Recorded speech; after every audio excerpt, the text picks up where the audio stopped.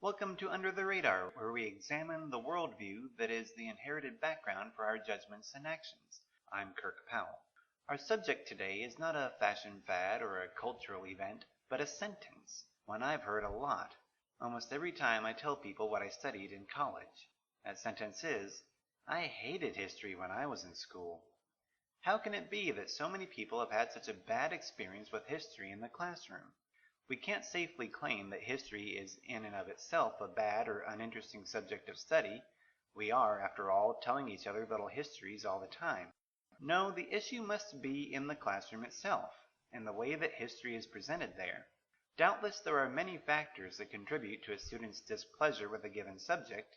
Like with the other issues that this show has addressed, there is no real hope of covering this exhaustively in the time provided.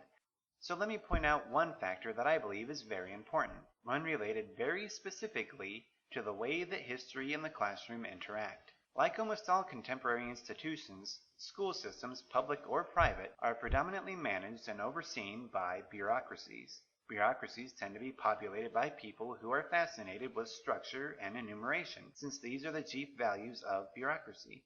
The effect of that on school systems is that the education process is evaluated according to neatly categorized and enumerated standards. In other words, when the bureaucrat at the top of a school system wants to know how a school is doing, he or she will look at test results, pass-fail rates, absenteeism, etc. Teachers are therefore strongly motivated to teach in a way that is compatible with those standards. It is at least conceivable that some school subjects could be successfully taught in this manner. But I believe that history basically cannot be. Why not? Well, the countable, testable, fileable elements of history are the least interesting and fruitful part of it. History, rightly understood, is not about memorizing a lot of names, dates, and events. It is about getting to know humans and the human condition. An attentive student in a contemporary classroom may absorb the fact that in the early days of the United States there was a cultural phenomenon called manifest destiny that drove westward expansion. An exceptionally attentive student might even absorb that a similar cultural force was at work in Russia driving eastward expansion. But if that student memorizes those facts and can regurgitate them on a test, but cannot apply the concepts to the world in which he lives, cannot recognize modern reverberations of those cultural notions, what good has his education done him?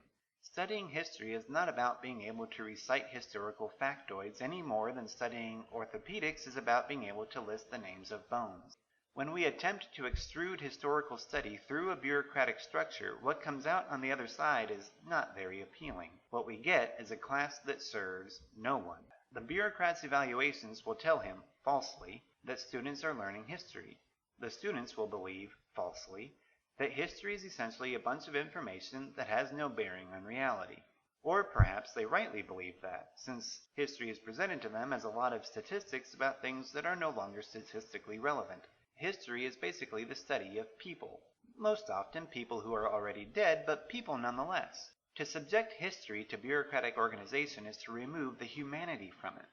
What's left is a subject of study that is vapid and empty. It's no wonder that students can't stand it. Next on Under the Radar, we discuss some reasons why Americans are so bad at disagreeing with one another. Have a nice day, and see you next time.